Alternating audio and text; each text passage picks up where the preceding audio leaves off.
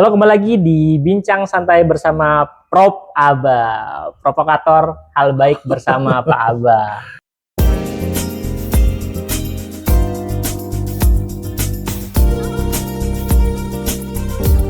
Oke, hari ini alhamdulillah kita ada di salah satu tempat yang nyaman sekali, di kediaman Pak Prof. Aba. Nah, kali ini kita akan bincang-bincang nih, buat kalian ya, yang biasa disebut generasi Gen Z, ya, dan generasi selanjutnya, generasi milenial dan lain-lain.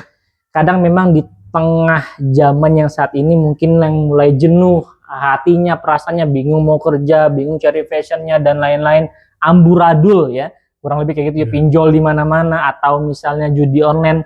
Nah, kita perlu nih nasihat yang kuat ya dari Prof. Aba ya. Apa yang perlu kita lakukan agar mentalitas kita kebangun? Ya Prof, kasih nasihat buat kita nih Prof. Oke, siap. Saya jadi tua sekali ya. Baik, selamat berjumpa teman-teman sekalian dimanapun berada. Ada pepatah, setiap zaman ada orangnya, setiap orang ada zamannya. Begitu. Jadi kita nggak usah menyesali, wah nggak enak hidup zaman sekian, sekarang mendingan hidup yang zaman dulu. Tapi kan nggak bisa kita berandai-andai. Jadi ingat itu tadi, setiap zaman ada orangnya, setiap orang ada zamannya. Nah, Anda, anak-anak muda sekarang, Anda kan hidup di zaman sekarang. Nah, tinggal tentukan Anda mau jadi orangnya nggak di zaman ini. Gitu kan? Jadi salah satu cara yang bisa kita lakukan adalah belajar sejarah. Di zaman tertentu pasti ada orang suksesnya. Ya, misalnya tahun 30-an ada orang suksesnya. Tahun 40-an ada orang suksesnya. Tahun 50-an ada orang suksesnya. Dulu pada saat misalnya Thomas Alva Edison sudah mengeluarkan paten sekian ratus, itu kantor paten di Amerika hampir ditutup. Karena sudah ada semua. Film berbicara sudah, film berwarna sudah, ini udah, kayaknya nggak ada lagi penemuan yang bakal muncul lagi. Menurut orang waktu itu, kantor paten, urusan paten hampir ditutup ceritanya. Tapi ternyata muncul lagi kan, ada sebelum Android muncul apa itu HP biasa ya, zaman Nokia dulu itu, lalu berubah jadi BlackBerry, lalu berubah apa? Android, dulu send message cukup pakai message yang bunyi ding dong begitu ya. Kalau pesan ke temen ping me gitu kan, atau ding me atau apa, atau text me gitu. Lalu muncul sekarang ada WA dan sebagainya. Anda perhatikan tiap tahun ada orangnya. Mau hidup dimanapun ada suksesnya. Tahun 30-an nggak enak ya? Iya, tapi ada orang sukses yang hidup di tahun 30-an.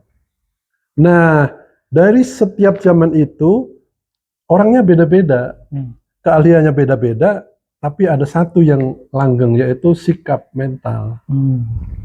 Dari semua itu punya sikap mental satu, pantang menyerah.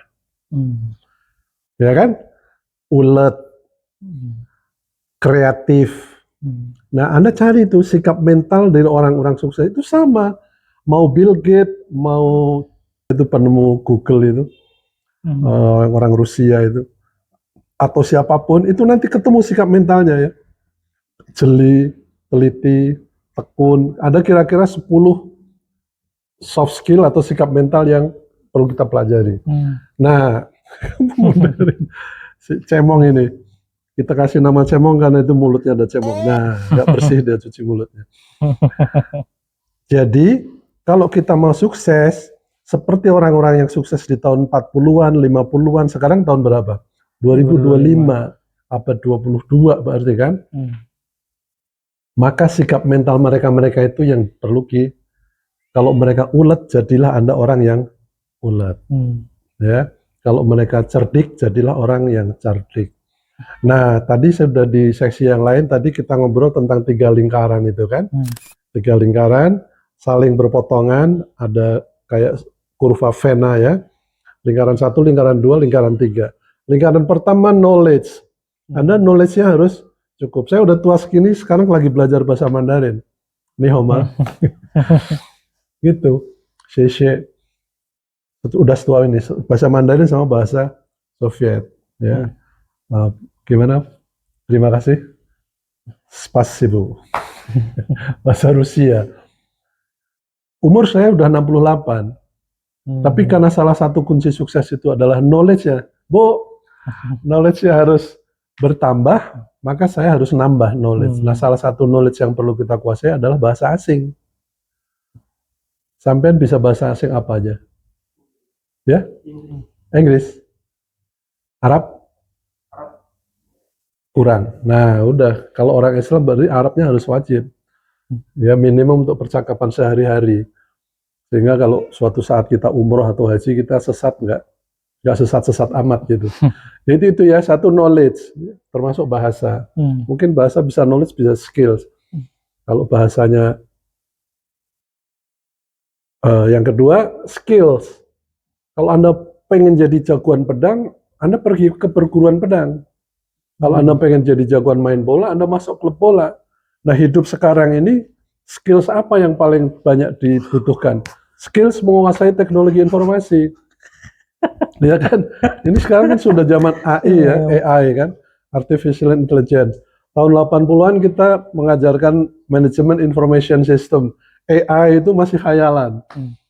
Ya, baru konsep aja. Nanti setelah Electronic Data Processing, EDP ya, lalu MIS, lalu Decision Support System, lalu Expert System, lalu AI ya. Sekarang itu udah cemplung di AI-nya. Ya. Mau nulis buku, mau apapun, sudah ada ChatGPT, ada DeepSeek, ada ada beberapa tempat. Nah, itu harus dikuasai. Saya juga lagi belajar itu. Jadi knowledge-nya dilengkapi, skills-nya diperkuat. Nah, yang terakhir attitude. Attitude yang tadi itu, yang pantang menyerah. Kalau saya ketemu anak muda, dia lagi mengerjakan bisnis, saya tanya, apa yang bisa menghentikan kamu dari bisnis yang sedang kamu rancang? Kalau jawabannya nggak ada, itu jadi. Tapi kalau dilarang orang tua, nggak bakal jadi. Kalau kehabisan modal, kalau ditipu temen, pokoknya ada dia alasan yang membuat dia berhenti. Tapi kalau dia bilang, nggak ada Pak, cuma satu yang bisa membuat saya berhenti, mati. Nah, itu jadi. Itu adalah sikap mental yang tidak akan berhenti sebelum tercapai. Gitu Mas. Keren Jadi sekali, ya. Mau di bidang kayak menjenengan di marketing online, atau dibuka toko beneran, atau buka lapak seperti ini, warung Talas Bogor, ini rumahnya di seberang sini yang punya kan, gede sekali. Ini keluar gerbang sebelah kanan. Itu yang punya Talas Bogor. Dari 2 anak muda, dulu salah satunya yang latih LPPM IPB. Gigih, tekun, terus pokoknya harus bikin bolu ada talasnya. Jadilah sebesar itu. Nah, yang lain kan enggak. Nah, orang sukses itu tidak pernah mengenal kata berhenti. Nah, orang nggak sukses apa? Orang nggak sukses adalah orang yang berhenti terlalu cepat. Misalnya, ini ada produk, terus saya suruh, tolong jualkan. Ditawarin ke 1 orang, nggak mau beli. 2 orang nolak, 3 orang nolak, 4 orang nolak, 5 orang nolak, 6 orang, begitu 9 orang nolak, terus dibalikin. Nggak laku, Pak. Terus sudah ditawarin ke berapa orang? 9. Kenapa dibalikin? Yang ke-10 jangan-jangan mau. Nah, itu tidak sukses itu karena belum nyampe 10 sudah berhenti. Nah, yang sukses adalah, kalau ceritanya yang pendiri KFC ya, pendiri KFC itu pensiun, tadinya punya restoran di pinggir jalannya tiba-tiba tutup, nggak ada mobil lewat. Kebayang nggak kayak di puncak itu, pas Cipularang buka, nggak ada bus lewat puncak. Warung pagi sore tutup, warung apalagi 2 restoran besar tutup, karena mobil nggak lewat. Nah, KFC itu katanya dulu gitu, jalannya mati, mau pindah warungnya udah tetap di sini, dijual nggak laku. Lalu dia tinggal punya resep goreng ayam itu, ditawarkan ke warung 1, mau nggak kamu goreng pakai resep saya, nanti bagi hasil. Warung 1 nolak, warung kedua nolak, warung ketiga nolak, katanya sampai warung 600 masih nolak. Anda berhenti atau terus nawarin? Kalau berhenti ya sudah, nggak ada KFC. Dia jalan terus sampai ke berapa, nanti dicek sendiri sekitar 800 sekian gitu. Baru ada, oh gitu ya, oke, kita bikin perjanjiannya. Kita goreng ayam pakai resep kamu, nanti kalau laku kita bagi hasil. Jadi, lalu diwaralabakan sekarang ada di seluruh dunia. Andekan itu yang nerima itu nomor 850, kalau dia nawarin sehari satu, berarti kan sudah 850 hari. 2 tahun, Mas. Benar nggak? 360 kali 2 baru 700. 2 tahun. Masuk warung demi warung nawarin resep. Nah, banyak orang nggak tahan. Ah, udah 100 orang nolak, berarti nggak ada yang suka. Ya itu yang bikin mandek. Itu. Jadi si anak muda sekarang ini, kalau memang mau sukses, jangan bingung dengan keahliannya. Dia kan ahli komputer, saya enggak. Jangan itunya. Yang harus ditiru adalah dia ulet, saya harus bisa ulet. Dia bisa kerja keras, saya bisa kerja keras 2 kali lipat. Kalau dia sehari bisa 8 jam kerja, saya bisa 9 jam. Kayak gitu. Keuletannya, ketekunannya yang gitu. Dan kreatif. Nah, ini pelajaran dari guru SMA saya ini dulu. Guru fisika namanya Pak Gunawan, sekarang profesor di Jogja. Nanya ke kita di kelas. Coba ditulis di papan tulis, kreativitas sama dengan garis mendatar seret. Apa dibagi apa? Nah, coba.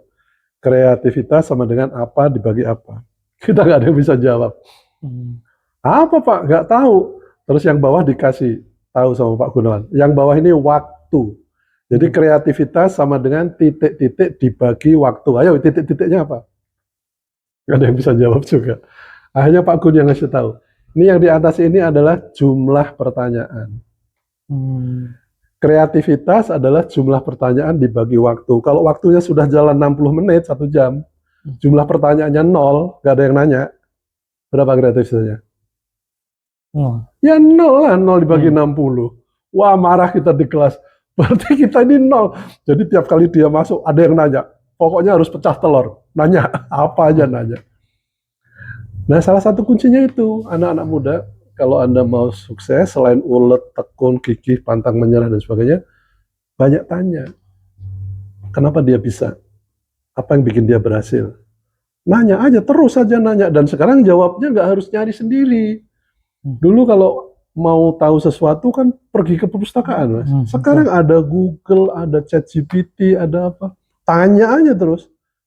Ya. Jadi the answer is the question. Jawaban untuk semua persoalan ini adalah pertanyaan. If you have plenty enough questions, you will have the answer. Gitu, Mas.